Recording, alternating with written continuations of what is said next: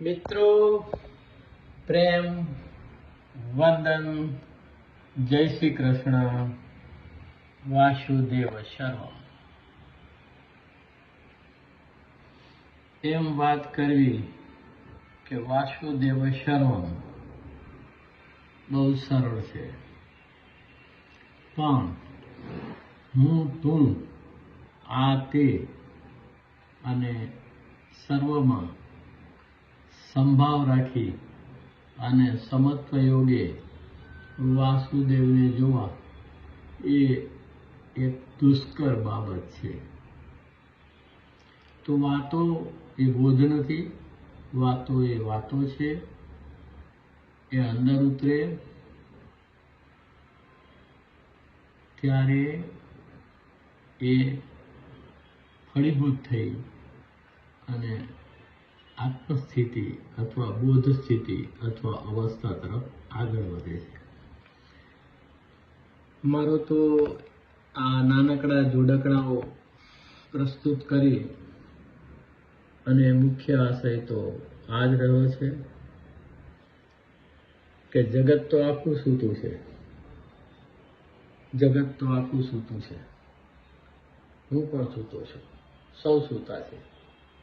હા, કોક ક્યારેક જાગી જાય. જાગરણની એક ક્ષણ પણ પૂરતી છે.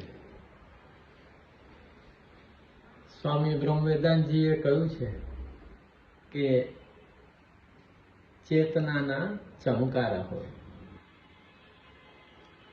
પણ એનો એક ચમકારો તમને શાશ્વતી પ્રત્યે સભાન કરે છે, અને આ ચમકારો હંમેશા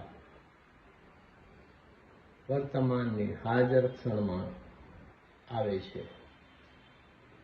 વિચારવાથી આપણે ભૂત અને ભાવિમાં જતા રહીએ છીએ. નિર્વિચારની અવસ્થા છે એ વર્તમાનની હાજર ક્ષણ છે.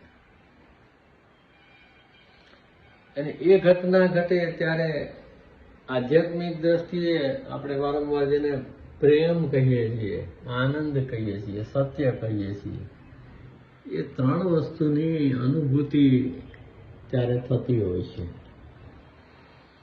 એવો મારો નિજ અનુભવ છે. તો એક નાનકડી રચના રજૂ કરું છું કે આત્મન થયો ક્ષણમાં કે, આત્મન થયો ક્ષણમાં કે, સત્ય પ્રેમને આનંદ વેદ. આત્મન થયો ક્ષણમાં કે, સત્ય પ્રેમને આનંદ વેદ. તો વેદ પુરાણો તો બધું છે જ, પણ રામાયણ આપણા મનની મહાભારતની છે.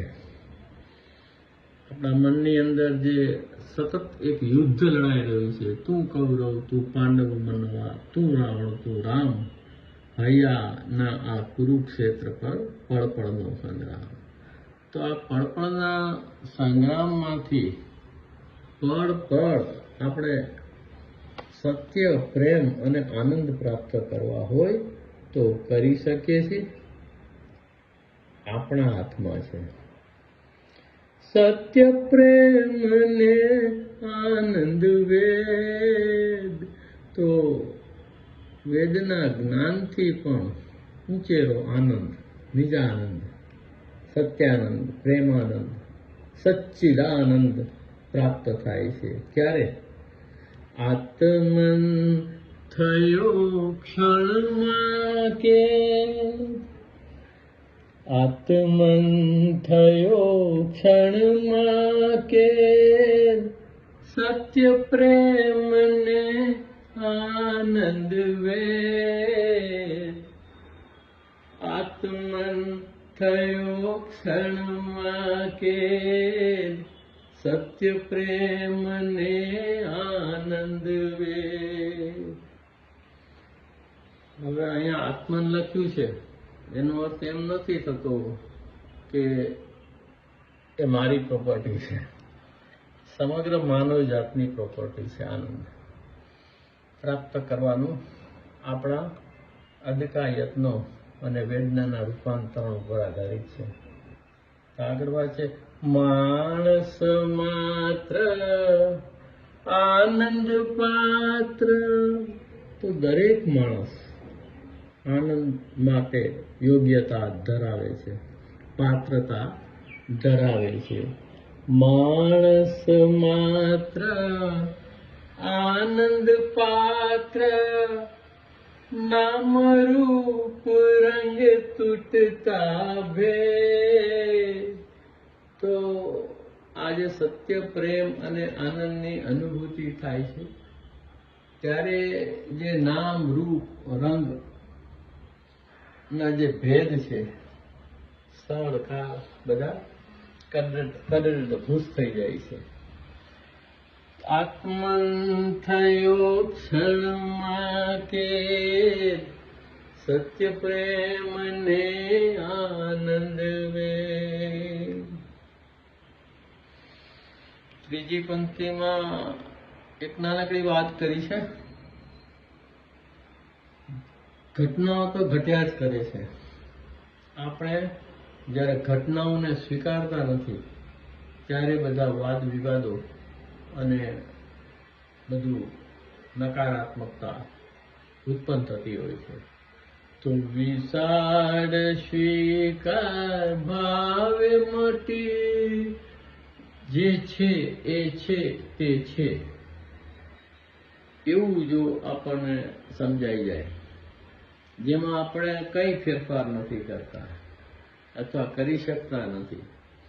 આપણે આપણી હું, મારું અને હું કરું છું એ ભાવ જો ભસ્મીભૂત થાય તો ઘટના ઘટે હવે નાખે.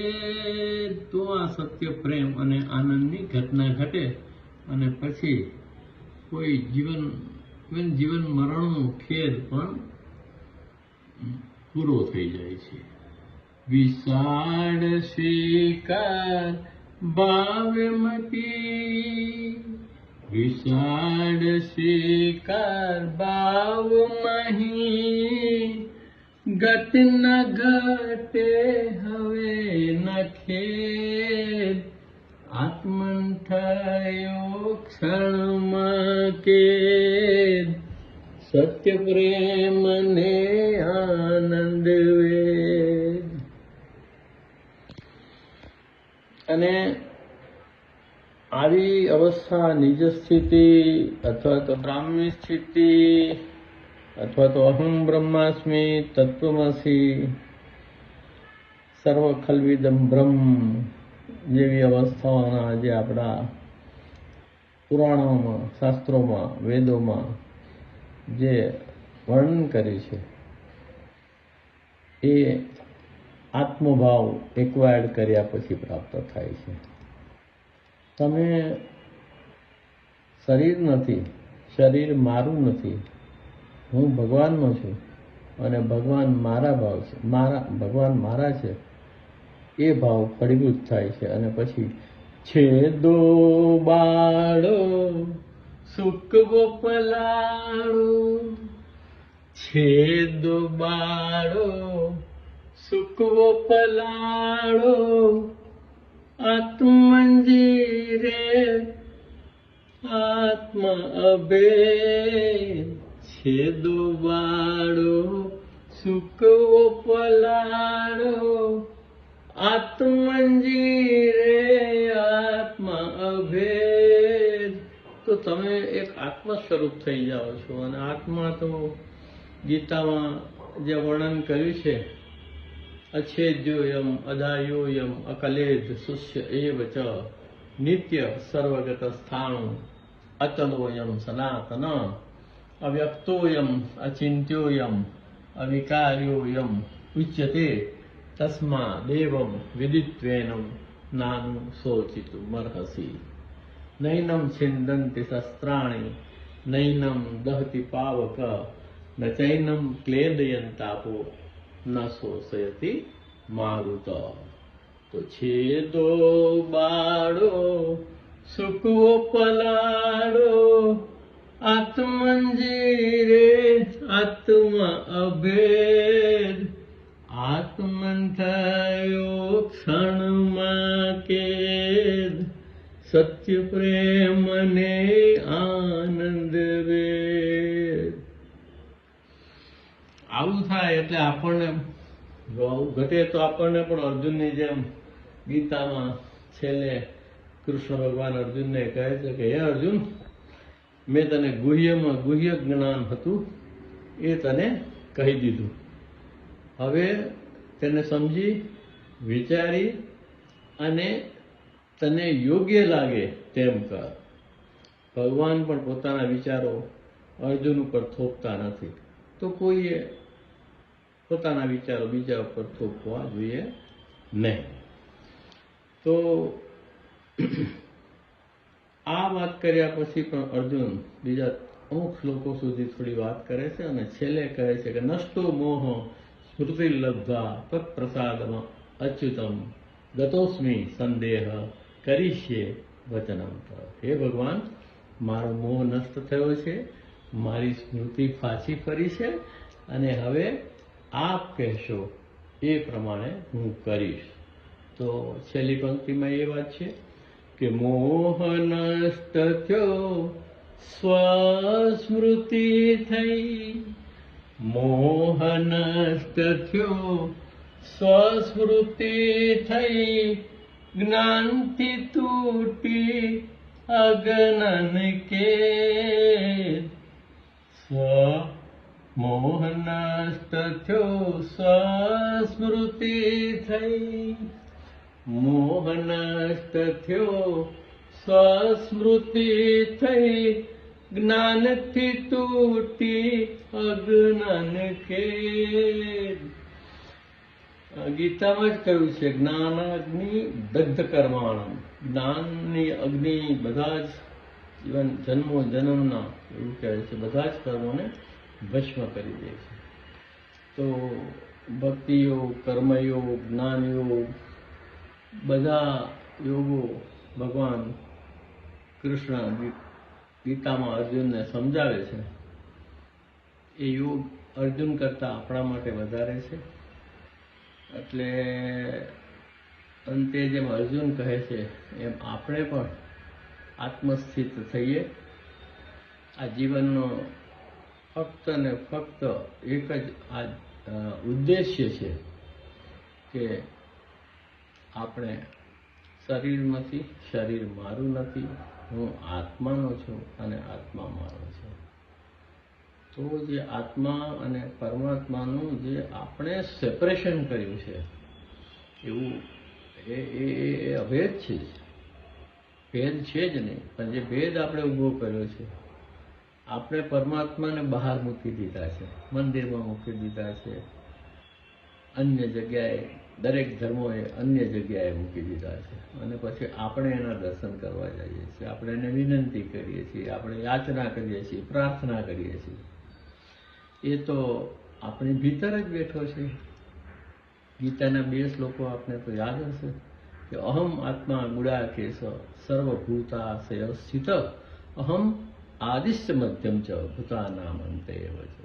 હે અર્જુન, હું બધા જ ભૂતો એટલે બધા જ સકળ જીવોના હૃદયમાં રહું છું અને હું બધાનો આદિ, મધ્ય અને અંત છું.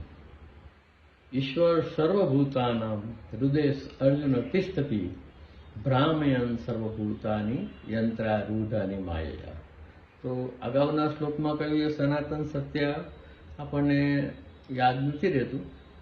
એટલે ભગવાન કહે છે કે આમાં તકલીફ એટલા માટે છે કે આ બધા માણસોના મશીનને હું ગુમાવું છું અને યંત્ર ઉપર આરૂઢ થયેલા મનુષ્યોને હું તેમની કર્મો પ્રમાણે ગુમાવું છું. તો આ એક એક શ્લોકમાં જો તમે બરાબર અંદર અને ઊંડા ઉતરો તો જે મૂળ ભાવ છે ત્યાં સુધી તમે પહોંચી શકો. શાબ્દિક અર્થ તો દુન્યવી છે. આપણે શબ્દની પર શબ્દાતીત કાલાતીત અવસ્થા પ્રાપ્ત કરવા માટે આ રીતે ગીતાને સમજવી પડે. મિત્રો પ્રેમ વંદન, જય શ્રી કૃષ્ણ, વાસુદેવ સર્વમ. આપને આ રચના કેવી લાગી, મારા વિચારો કેવા લાગ્યા, એના વિશે પ્રતિભાવ આપશો અને રચના ગમે તો શેર કરવા વિનંતી. જય શ્રી કૃષ્ણ, વાસુદેવ સર્વમ.